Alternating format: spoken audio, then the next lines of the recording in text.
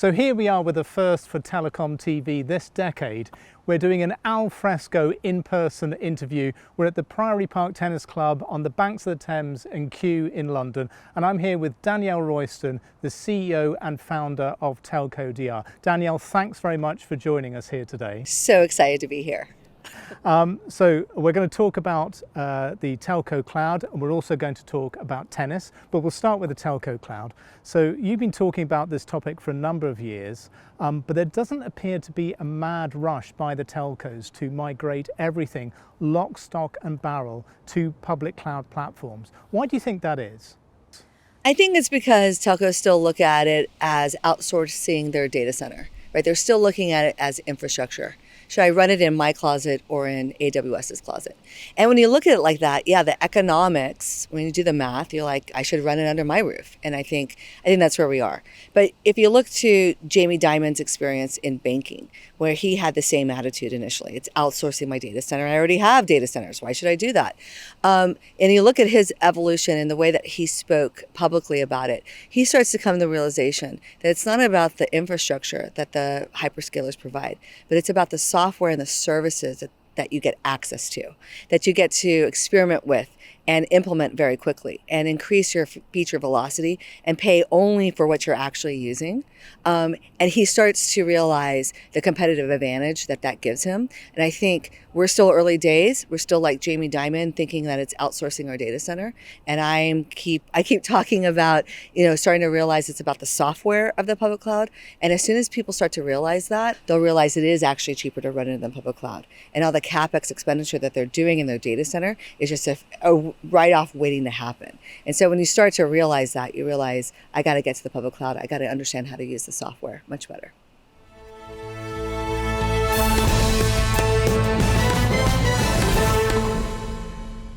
But now to get to the serious stuff, this is your first tennis trivia question. Okay, great. So we're starting off with a gentle one. Yes. Who defeated Bobby Riggs in the famous Battle of the Sexes match in 1973? So that's easy. That's Billie Jean King. That was a great match, right? It was a great movie, right? Yeah. Follow-up question. Ooh. In the 2017 movie called Battle of the Sexes, about that match and its impact, which actress played Billie Jean King? Emma Stone. Yes. Okay, 2 out of 2. I'll give you that.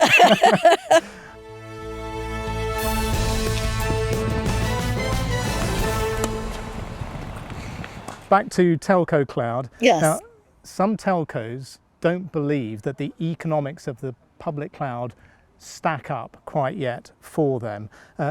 Do the public cloud operators, the giants, do they need a particular pricing model for the CSPs? Well, I think, all things being equal, I think there's a lot of, egress fees, in terms of the data moving in and out of the public cloud. And I think that's probably what you're getting at. I think if telcos are making their decisions by going to, www.aws.com and looking at those pricing numbers, I think the pricing caps out at 100 gigs. And we're probably talking about a heck of a lot more that's going to be moving in and out of the public cloud. All of these guys are signing strategic partnerships with the hyperscalers. I think there's a natural partnership between the two where the hyperscalers are using their services on the last mile to get stuff out to their customers. And so I think there are probably partnerships that will be struck that make those economics work out. And I think in the last AWS earnings call, they were saying they were taking some hit and losing some margin. And so I think they want those workloads. They want to figure this out. And if pricing is a barrier, I think go talk to those guys. I think they'll strike up a deal. Yeah. Okay, so let's come back to the public cloud giants now. Now, they've been courting the telcos for quite a few years now, not just the operators, but the vendors as well. Yeah. So they've had time to develop specialities. Would you say that any of them have any particular capabilities or skills that suit the telecom sector? Are there any public cloud USPs for the CS? Yeah. So I think each of them have a slightly different message. I think when you look at AWS, their edge story is particularly strong with their wavelength offering. And that in the wavelength offering is also the outpost. And I think at the edge, we're seeing a lot of the telcos select them. Verizon selected them. I think Vodafone's testing them out. KDDI is testing them out. So it's in a lot of different places. And I think that's helping AWS win some deals. I think Microsoft has the strongest story for telcos with their Azure for Operators, right? They bought Metaswitch and Affirmed. I think people are still sort of like cautiously watching them. But everything that comes out of their leadership, their messaging is, we're here to help you. We want to do a partnership. We want the economics to be there for you to move workloads to the cloud. We'll help you do it. So I think they're at least positioning themselves as being telco friendly. And then I think Google's message is around, it's a little bit like AWS with Anthos, but I think they've really taken a lead around analytics and AI. And so when you talk to them, they say that's our specialty and that's our offering for telcos. So I think each of them have a different story. Vodafone very famously has picked Google for analytics. I think Verizon's been poking around with some AI work with contacts with their call center stuff. So yeah, I do think there's some specialties, and different telcos are looking to different hyperscalers for different offerings. So I do see some differences there.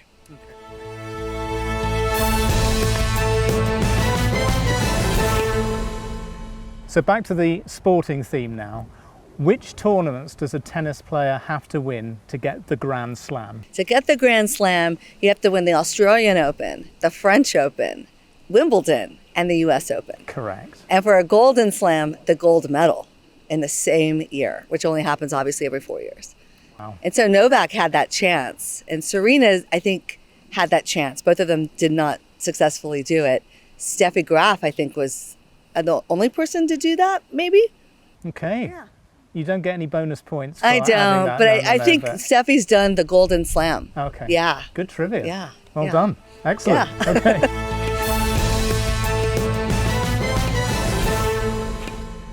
Now, earlier this year, you announced Totogi, which is a real-time cloud-based telecom charging startup aiming to compete with the likes of Amdocs and Netcracker.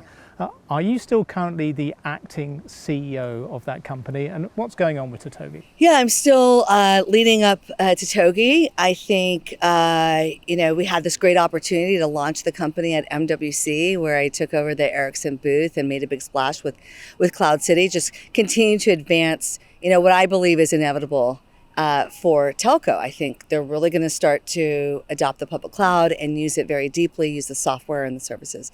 And so we're getting great traction. It's still, like I said, early days. Telcos move slowly. I'm asking them to make a pretty significant shift in the way that they run things like charging. And so we're starting with some of the smaller guys, the people who, the economics that, we're charging by the transaction really work out, and they want world-class software at a price they can afford. And so talking to the tier 3 players, they love the message, they love the free tier that we're offering. And so, it's less about charging in the traditional sense and more about getting to the point where we can create excellent experiences for subscribers. And that really comes into using AI and machine learning. And so I think that's what Totogi is really trying to drive, is leverage all the data that telcos produce. They produce more data and they can't access it because it's trapped in siloed on-premise systems that are, sometimes decades old. And we're trying to get that data up into the cloud and start to get customer insights so that we feel like our telco knows us as subscribers, right? I mean, the real competitor here is not the next telco. The real competitor are the OTT vendors that are coming at their subscribers with better insights, better offers. And that's what I'm really trying to offer telcos, is let's start to focus on that problem and fight back against the OTT vendors. So, you're going big with Totogi here. This is a big endeavor. This is something that seems like it's got applicability beyond the telecom sector. And when you announced the company, it came with $100 million worth of funding. Where is this money coming from? Where's the root of this funding? Yeah, so on exiting Optiva, I was really excited about the work I was doing, and I had a group of people approach me to work for them in different capacities, excited about my message in telecoms. And so in stepping back, I was like, hey, why don't we just build it? Instead of me going to work for a particular company, let's start it up. But I had a couple of ground rules, which was, number one, they had to have a long-term outlook, right? Telco's famous for how slow they move, and I was going to be asking them to change the way they did everything. And so this wasn't going to be a 3 or 5 year thing. It needed to be like a decade-long type of return. And so the group agreed to that. Let's see. Number two, I needed the initial investment into Totogi to be quite significant. That's because it needed to be, number one, taken seriously. Number two, telcos really look into your funding, and I learned this from my time at Optiva, that did we have the funding for systems that typically are installed for a decade or longer, right? And so it couldn't be, dribs and drabs of 5 and 10 million, right? It needed to be a pretty significant number.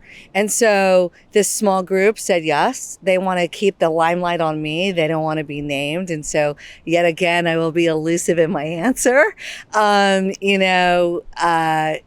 We talk about, I do get a lot of questions about it, and they continue to say we want to be a quiet group. And so I'm like, all right, here we go.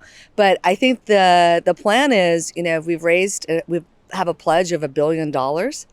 We think we need more to do what we're going to do. It's not just charging in BSS. It's a big vision.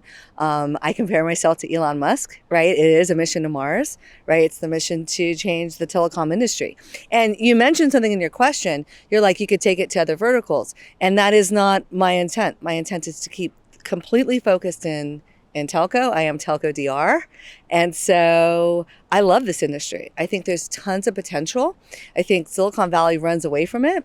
And I'm running right towards it. And I think there's tons to do, and let's go do it. Okay, yeah. Excellent. Well, Danielle, thanks for joining us today. Thank you for experiencing all of the transport modes we could throw at you, the weather and everything.